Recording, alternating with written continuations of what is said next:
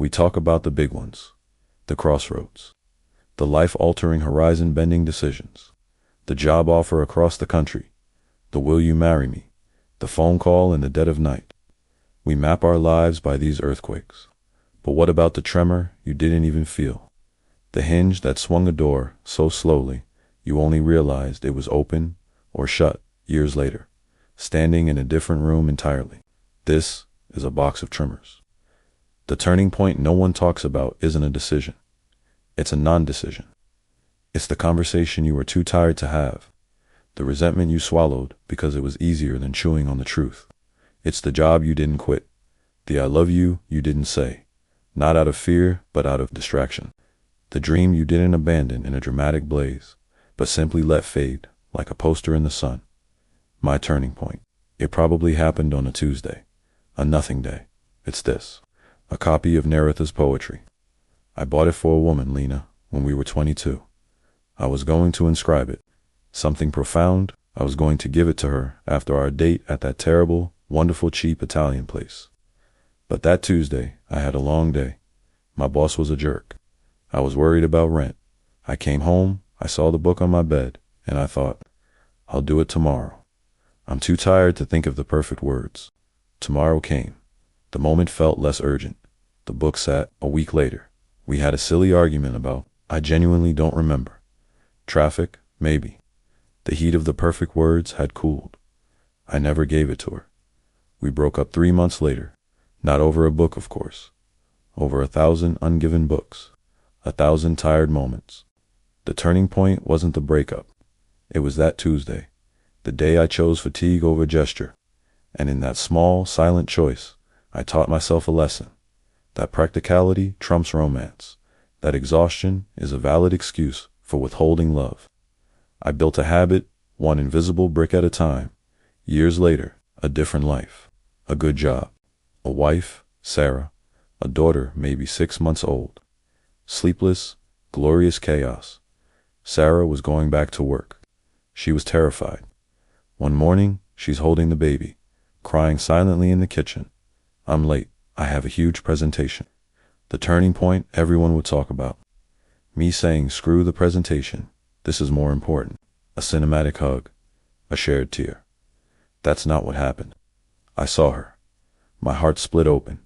I knew she needed me, and I panicked.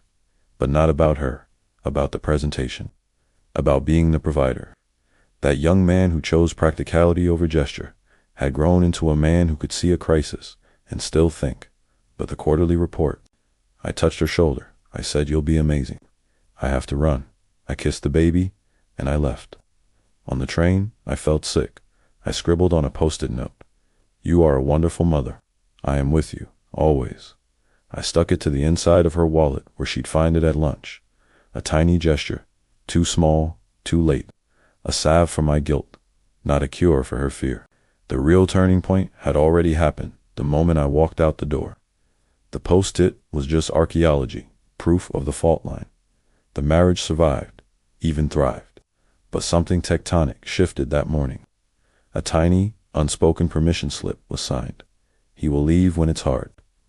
It took a decade for that fault to finally rupture. And when it did, everyone talked about the earthquake, the fight, the things said. No one talked about the Tuesday morning years before, the silent exit. That was the hinge. We think our character is built in the grandstands we take, but it's forged in these microscopic surrenders. The time you don't speak up in the meeting, the friend you don't call back, the art class you don't sign up for. Each time, you sand down a little edge of your potential self. You are not who you say you are. You are what you repeatedly do, and most of what we do is small. But here's the other side of the coin.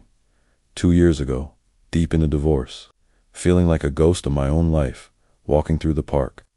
This kid couldn't have been more than 7, boots his ball way off target. It rolls right to my feet. He's standing there, hesitant. The old Julian, the tired Julian, would have kicked it back vaguely, given a tight smile, walked on, lost in his own earthquake. But that day, I don't know why, I was so empty. There was room for something else. I picked up the ball. I placed it carefully. Want me to show you how to curve it? I asked. His eyes got huge. He nodded. For 10 minutes. 10 minutes. I showed him the placement of the foot, the follow-through. We didn't talk about anything else, just the physics of a curving ball. His mother called him. He ran off, beaming, shouting thanks. Mr. A microscopic gesture, a non-decision, really. I had nowhere better to be. I was just a hollow man in a park. But that tiny connection, it was a pinprick of light in a dark room. It led me, the next week, to call an old friend I'd neglected. It led me, a month later, to volunteer to coach a kids' team. A door I didn't even see began to swing, on a hinge so quiet I missed the sound. The turning point no one talks about is never the grand yes, or the defiant no. It's the meh, the later, the I'm too tired. It's the almost imperceptible click of a latch, engaging in the dark. But the beautiful, terrifying truth is this: they never stop happening. Every mundane moment is a potential hinge. The kindness you don't bother with, the thank you you don't say, the risk you don't take, the 5 minutes of patience you choose to have, or not.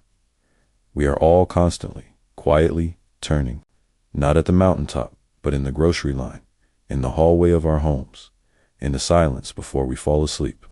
So, maybe the question isn't, what was your big turning point? Maybe the real question is, what hinge did you swing today? And what room is it leading you into? 10 years from now, check your Tuesdays.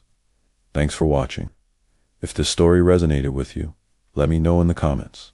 And if you'd like more thoughts on life's quiet moments, consider subscribing. See you next time.